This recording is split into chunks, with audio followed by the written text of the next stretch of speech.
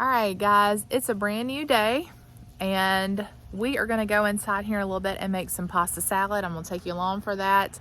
It's something that we are making for a 4th of July gathering that we're going to tomorrow. But today we are going to, well, I say we, Tim and Alex, are going to take down a dead tree that you can see keeps producing what they call these widow makers, which are dead branches that if they fall on you might not end well.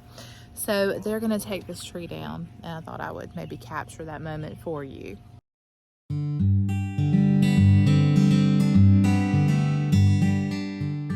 Here's a better look at what we've got going on. There's several of these dead branches that, like I said, if they fell on you, would not make for a good day. And the chickens like to get under this tree and they like to hang out. So we want to make sure we get all that taken care of. There's another dead branch up there. And I think Tim's been wanting to cut this tree down for a long time because it's dead, it leans, it gets in his way when he mows. So already cut part of it. Yeah, you did last year, didn't you? Cut part of it down. So they've cleared out a spot underneath it. Found some poison oak under there, which doesn't like Alex too much. So, all right, they're contemplating putting together a plan here. So I'd just like to say that we are not professionals and we don't advise you try this at home. This is a method that Tim came up with because he thought it would work best using what he had to bring this tree down. We try to do it as safe as possible, and what you can't hear is me yelling and making sure that he's safe and him yelling back, "You've got to trust me." So just wanted to leave that there for you. You do what you know is best, and thankfully this worked out. The tree actually fell the way that it wanted to fall, not the way we were trying to force it, and all was well in the end.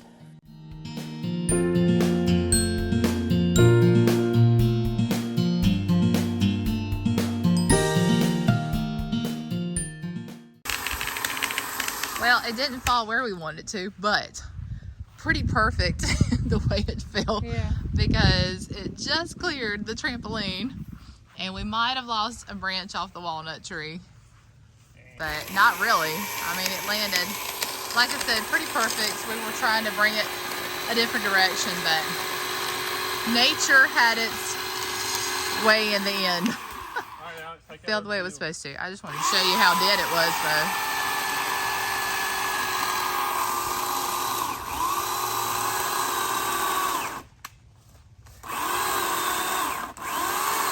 Get some gloves, honey.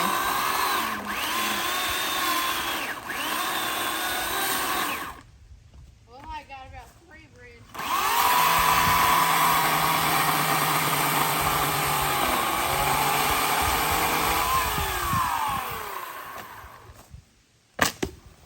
We'll show this part of it real quick. What is that? This is why it had to come down. Yeah. Dead. That is dead. Carpenter ants. Oh, yuck. I know about Georgia red ants, Georgia fire ants. I got introduced to them as they tried to devour my leg last week. Anyway, nice job. Didn't fall exactly like I wanted to, but it it fell the way it wanted to. Right, I said nature had its way in the end. We were trying to make it go against what it wanted to. Exactly. It was leaning that way. We should have known, right? Yeah. Yeah, I can see it took one of those. Yeah, just a small branch. So I think the plan is to give the firewood to our neighbor. I think that's the plan. I'm gonna come out and get a progress shot before I start the pasta salad, but hard-working man right here needs to take a break because it's super hot. All right, y'all, look, within what, an hour, they had all this cleaned up. I helped for a little bit before I decided I wanted to go and do an indoor project, but you can see the chickens are probably finding a few bugs that fell from the tree. Yeah, they're having a fun time getting all those ants and spiders. Nice job, honey. Proud of you and Alex and all your hard work on this super hot day. And the walnut tree remains intact. No harm done. Looks great.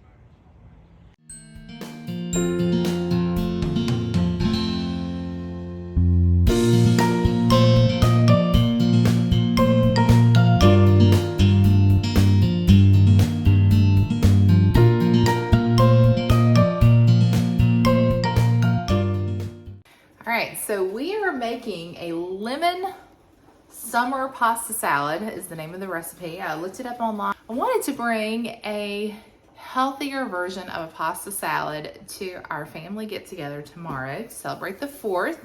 And one of our family members is gluten-free. And so I'm going to use, I showed you earlier, but I'm going to use the Ransoni gluten-free pasta. And this is made from white rice, brown rice, corn, and quinoa. And so that'll be a healthier alternative. And then it's a lot of vegetables in it, a lot of peppers, and you make your own lemon dressing. So I think it'll be nice and refreshing, and hopefully everybody will enjoy it. But I wanted to share it with you in case it's a hit. And then you can maybe have it in time for the 4th, depending on when this video goes up. So the first thing we're going to do is, while our pasta is boiling, we're going to go ahead and make our dressing to go with the salad. All right, so our pasta cooked. I just used the package directions and cooked it for about 9 or 10 minutes. And then it said just to drain our pasta, but do not rinse, and let it cool slightly. So that's what it's doing, sitting over here in the sink while we make our dressing.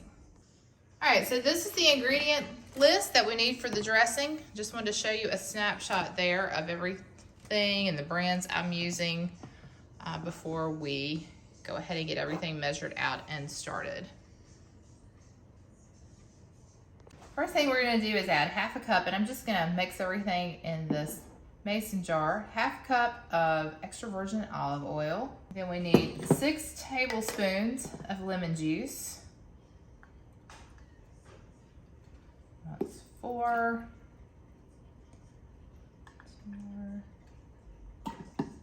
2 teaspoons of honey. I think I'm gonna eyeball this just because, you know, trying to measure out honey is not always easy. I'd say that's 1 teaspoon and 2. And then 2 teaspoons of Dijon mustard. Give that a little bit of a shake.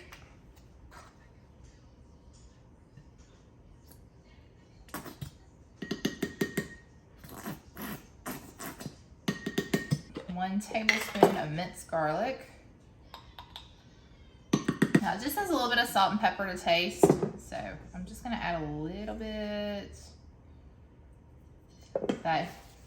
This is that pink Himalayan sea salt, and sometimes less is more with that one. And then just a little bit of pepper. All right, and this is just an easier way. It says you can put this in a small bowl, whisk it to combine, or either you can mix it up in a glass jar. So we had this sitting on the counter, and I thought, well, this will be a little bit easier to pour over our pasta once we get it all together. And we can set it aside in the fridge. So there we go. Looks amazing and delicious already. First thing we're gonna do is get all of our vegetables prepped. And I'm blessed to have a cucumber from my dad's garden. Doesn't that look so nice? Because this is all I've gotten so far from our garden. And these are the little pickling cucumbers. So they're not supposed to be big, but they're just not producing. And Tim says it's because we're not supposed to get cucumbers this year. All those jars of pickles downstairs that we still have. So I'm going with that, but for now we'll be blessed by my dad's cucumbers. Definitely a nice addition to this pasta salad and to some other salads that we can eat this week.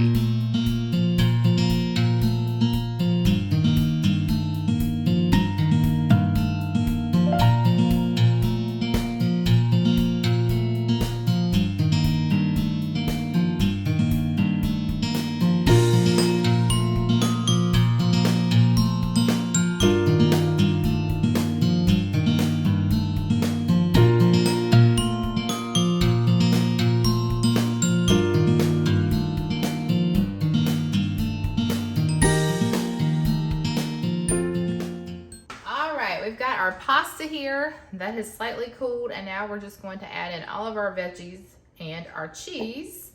And so the first thing we're going to add is 1 cucumber that we've peeled and diced. Next, we're going to add 1 green pepper that we've diced. We're going to add 1 pint of, it said halved tomatoes, the baby tomatoes, but I quartered these. I just thought that would be a little bit easier to eat. Then we're gonna add a red pepper that we diced. I'm using my clean hands. And then half of a red onion.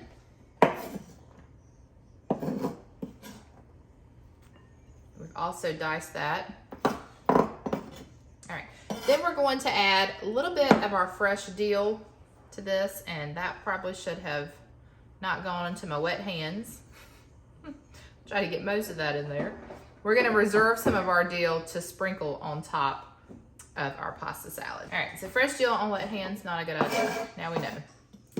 All right, we're going to add in half a cup of, this is just thinly shredded fresh not Parmesan cheese. It calls for Parmesan cheese. This is actually mozzarella cheese. You could use Parmesan, you could use feta, whatever you have on hand or whatever you prefer. But today we're going to use our mozzarella cheese because I had a little bit of that left. And now, we just want to gently toss this together. Let me get this out of the way. Let's get all this incorporated. That is so pretty. Beautiful summer colors of all the nice fresh produce out there. Can't wait till my garden is producing peppers. There are tiny peppers on the vine right now. There are green tomatoes on the vines. Nothing that we can harvest yet. Like I said, we got a little cucumber, but I'm sure lots of you are getting cucumbers in. All right, I'm gonna shake our dressing up. Our directions say to only add half of it right now. And then we're gonna refrigerate this for at least 2 hours. And then when we're ready to serve, you can toss it with the remaining dressing. And then you can also adjust your salt and pepper and then garnish it with that fresh dill. So I'm gonna try to pour just half onto this. All right, that might've been a little bit more than half. And then when we get ready to take it with us tomorrow, we'll add this to it. And I guess we'll have to wait until tomorrow to do the official taste test so we can make sure we get all of our flavor. It definitely smells amazing. And everyone can enjoy it because it's gluten-free. That's a great thing too. You don't have to use gluten-free pasta. You can use regular pasta. You can use like the vegetable pasta. You can substitute your veggies if you want to add in zucchini or broccoli or carrots. You can do that. You could use avocado oil instead of using olive oil. You can substitute other onions for that red onion. You can use regular mustard instead of the Dijon mustard. Just lots of things that you can do to substitute some of those ingredients if you don't have all of this on hand, because pasta salad is one of those things you can make it your own without, you know, having to go out and buy additional ingredients. You can just use what you have in your fridge. Okay, that looks good and tossed together. We're gonna let this probably hang out in the fridge overnight, and then tomorrow right before we leave, I'll add that rest of that dressing on and it'll be ready to go. So y'all, I completely forgot to film our final step with the pasta salad, which was to add the rest of that dressing and the fresh dill on top. But here's a picture of what it looked like right before I took it to our cookout and it was ready to serve. All right, so the pasta salad was a hit, but I'm gonna have Ryan taste test it for you because that's why I made it gluten-free. So Ryan's gonna give it a taste test. It is very good, very fresh. And these pasta noodles hold up extremely well, being gluten-free. Yeah, he has experience with those, so. I give it a thumbs up. There you go. If you're gluten-free, definitely give this dish a try. Well, there you have it. A positive review on the pasta salad. I maybe would have cooked those noodles just a tad bit longer, but all in all, it was delicious. And here's a nice view at our cookout and all of the yummy things that we were able to enjoy. It did come up a storm, and Tim was so faithful to cook all of our meat in the pouring rain, but we did let him go first as a reward, so it worked out. I wanted to show you just some few of the snapshots from our day. My sweet little nephew's enjoying some pool time. I hope that you were able to enjoy the 4th with your friends and family. It is such a special day to get together and celebrate the birthday of our country, and also just to be with those you love. What a sweet gift that is. So until next time, friends, remember to live simply, use what you have, enjoy the moments you've been given, and I'll see you all in the next one.